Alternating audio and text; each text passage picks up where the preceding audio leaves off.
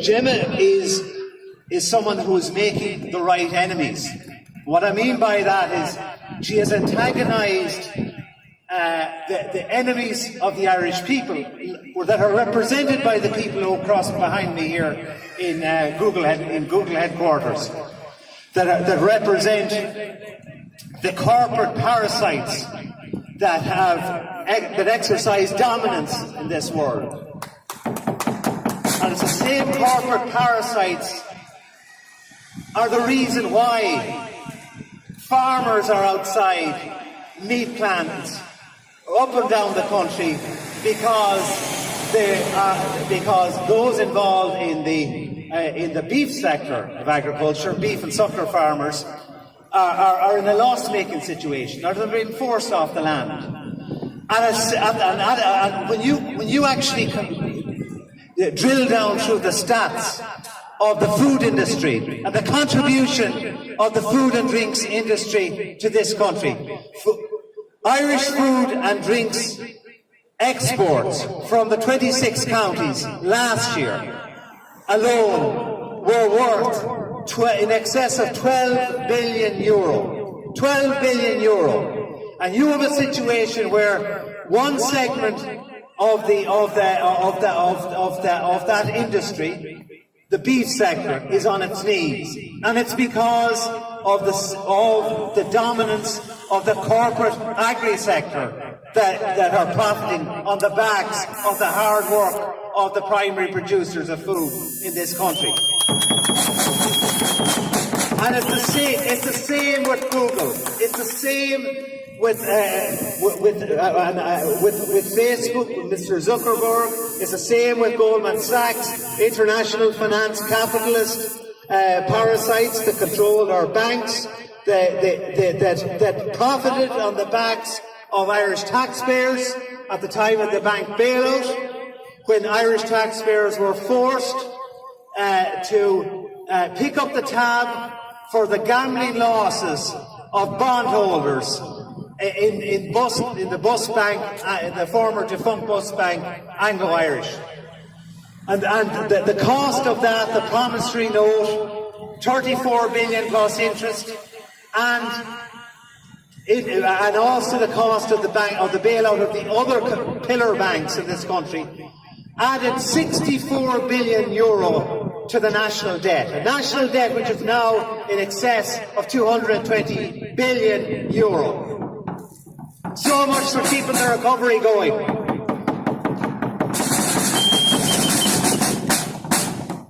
Now, I will say to you that in relation to the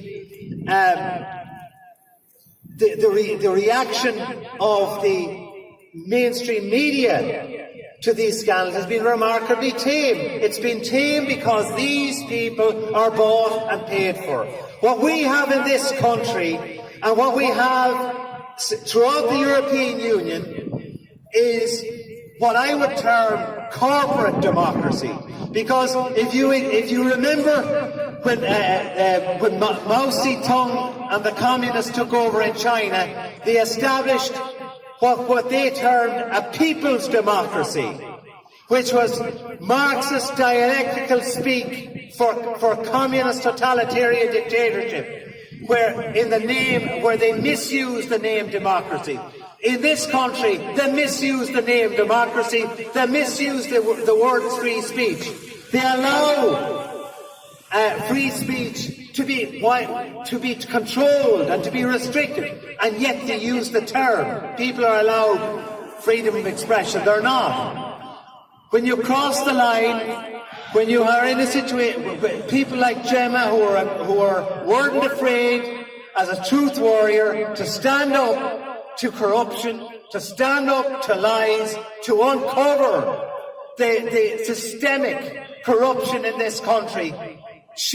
Her message was gaining widespread traction in this country and worldwide. And therefore, it was very, very necessary that she had to be closed down. There had to be censorship against Gemma O'Doherty because Gemma O'Doherty spoke the truth.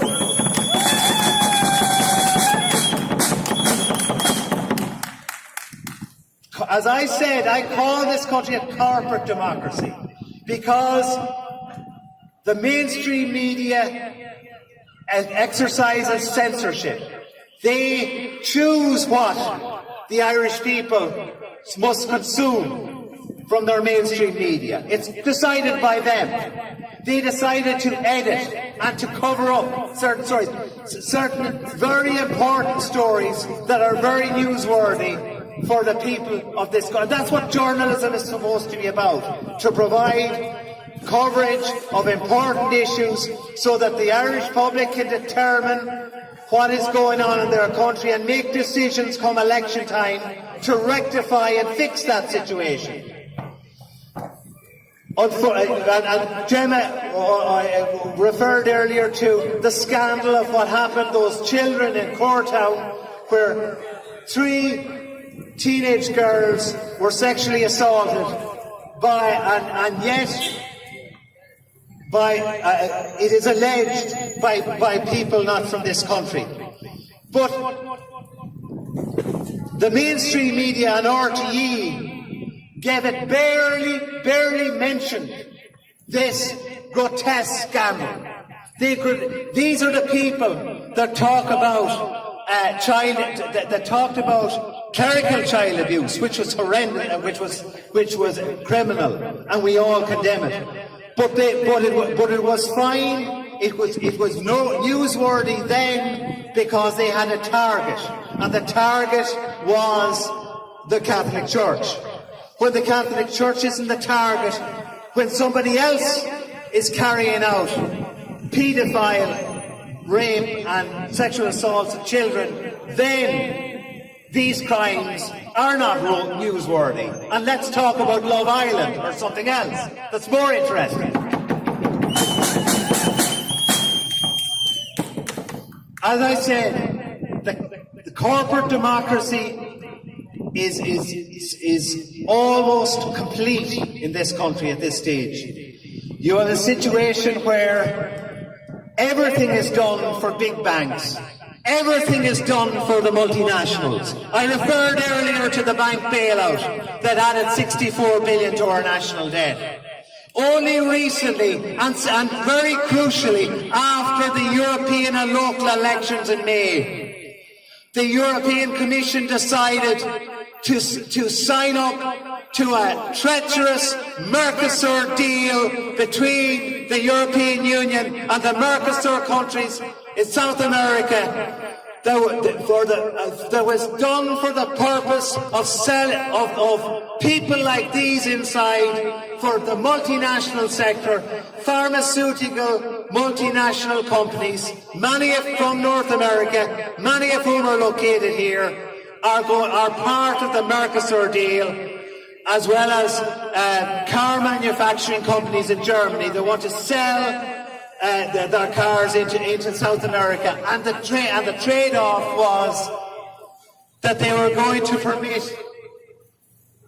99,000 tons of substandard South American beef to be imported into the European Union market to saturate the European market and decimate prices for primary producers, such as beef farmers that are outside factories as I speak, and who are suffering because at the moment, without any Mercosur deal, 22,000 tons of South American beef, much inferior substandard Brazilian beef, is imported every month into the European Union.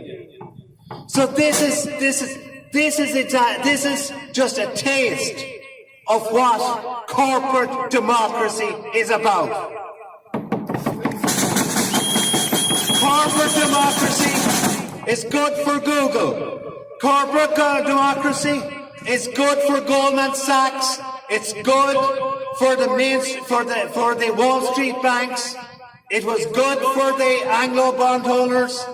It's good for the multinationals, companies that will benefit on the back of the Mercosur trade deal.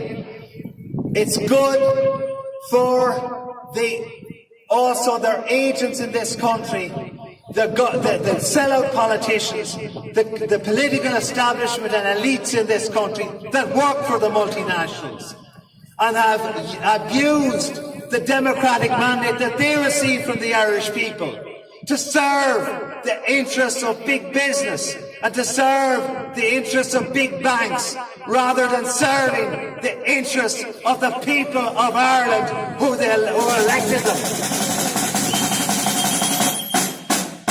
That's not what a republic is about.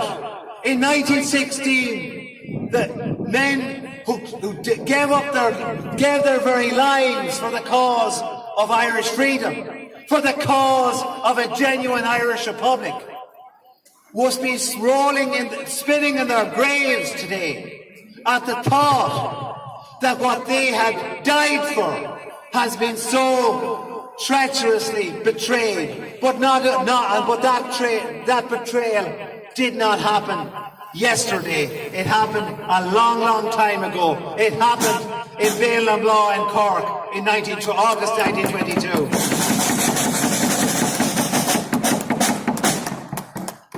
And I would just like to say, in relation to the political system in this country, or the rigged system, as President Trump would call it, in this country, that control our corporate democracy. They have appropriated all the words that ordinary people would like to think represent good and represent the positive. They appropriate the word.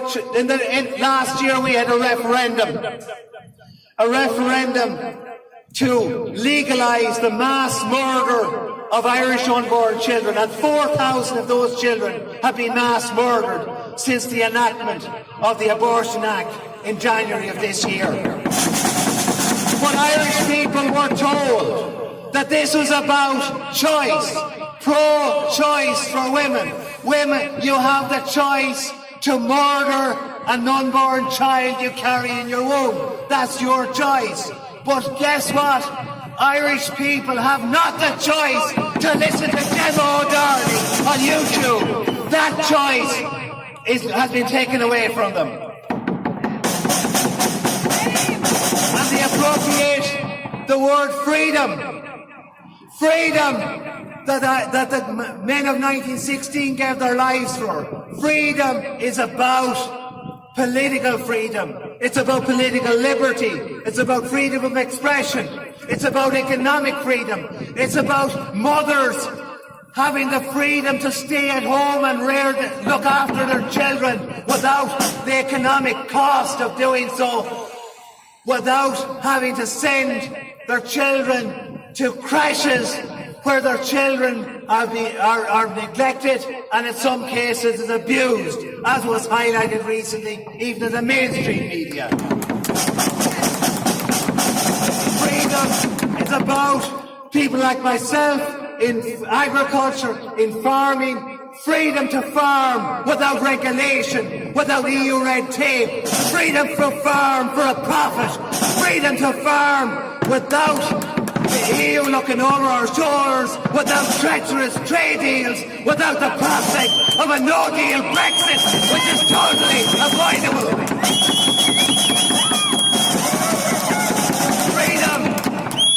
Freedom is a misused word, but you have in this country the freedom to murder unborn children. That's freedom. You have the freedom to be degenerate.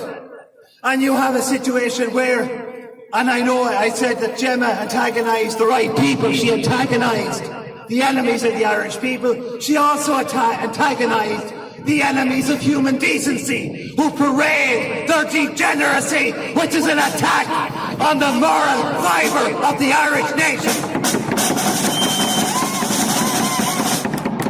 Freedom is a precious thing, something that we have to fight for, and something that the people are standing on this sidewalk today for the last 3 weeks are fighting for. The same freedom that the people of the men of 1916 and the men of 1919 to 21 fought for.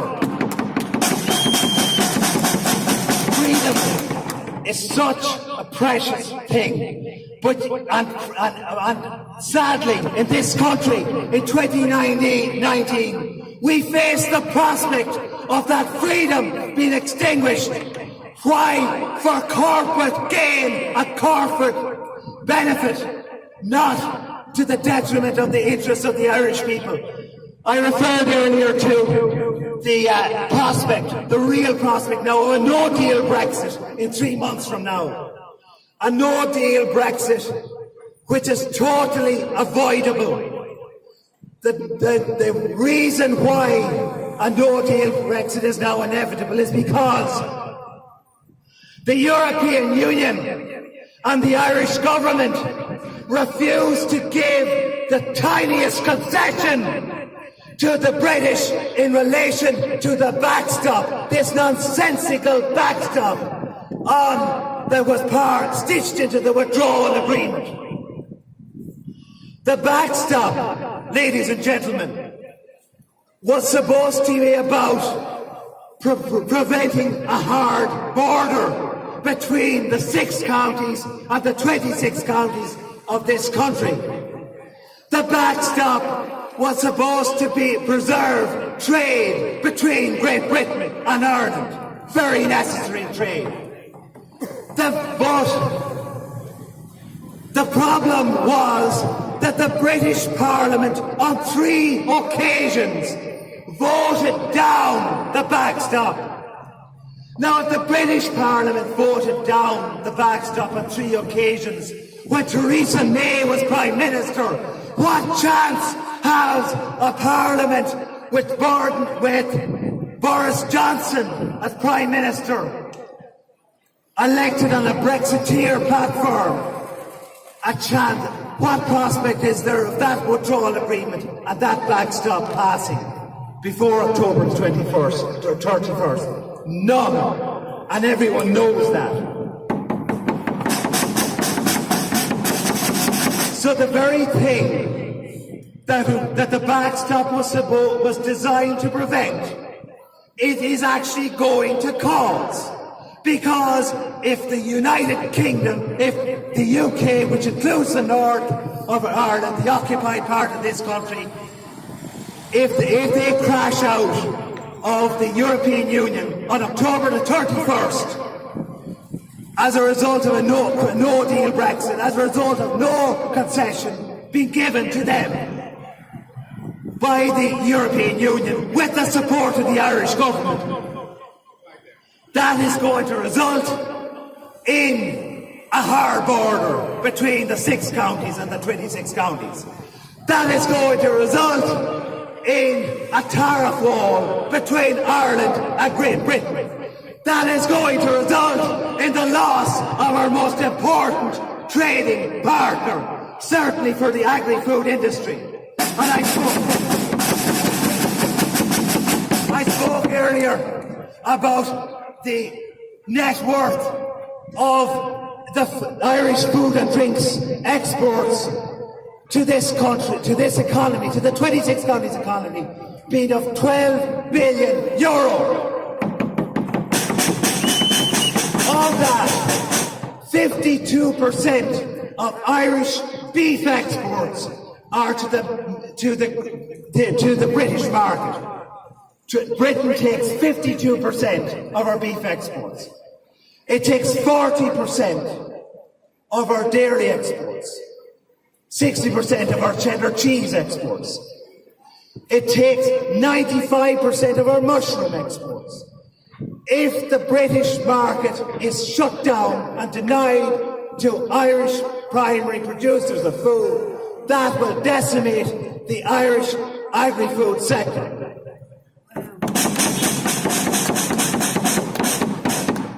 And recently, the central bank produced even the central bank, which is part of the same corporate system, because the central bank is controlled by the ECB, the same people who forced the bank bailout on us, with the collaboration and the connivance of Fianna Fáil and the Greens back and Fine Gael and Labour. But the central bank has said in their prognosis of what a no-deal Brexit would mean. The loss of 34,000 jobs.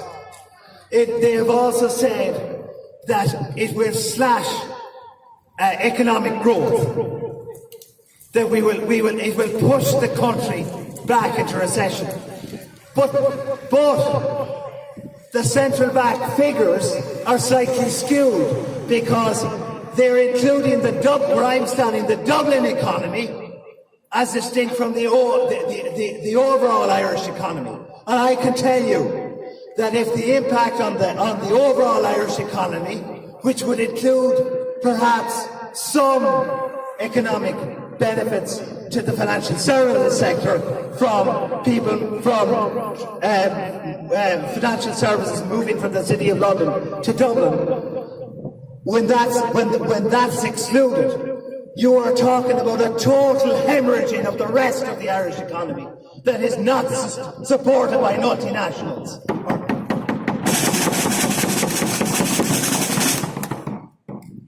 So, as I said to you, and I kind of moved on a tangent about I moved on to no deal Brexit, and I talked about the way words like freedom and choice are appropriated by the people who control the media and the people behind us who want to control the alternative media. So that the same people last year who rigged the abortion referendum to ensure that the Irish people didn't hear the pro-life message, the online pro-life message. There was pro-life advertising, online advertising paid for, that was taken down and denied, and that message was shut down by people like Google and Facebook only 2 weeks before that referendum. Again, another example of an attack on our freedom of expression. Because if we have not the freedom of expression, if we have not the knowledge that people like Gemma O'Doherty and others provide us with through alternative media, then the general public are not in a position to make the right decisions when it comes to election time. And that's why the elections in this country are rigged. They don't have to interfere with the ballot boxes. They don't have to. And I'm not suggesting that they do. All they have to do is brainwash the public, condition the public into believing that the mainstream parties, like the mainstream media, are on their side, when it's very evident that the opposite is the case. The Irish is that the Irish people, if they were properly informed, if they were not conditioned in the way they are, and if they did not make decisions based on false emotional reactions to manufactured propaganda, I have no doubt that an awful lot of Irish people will wake up and start to vote in numbers for a real opposition.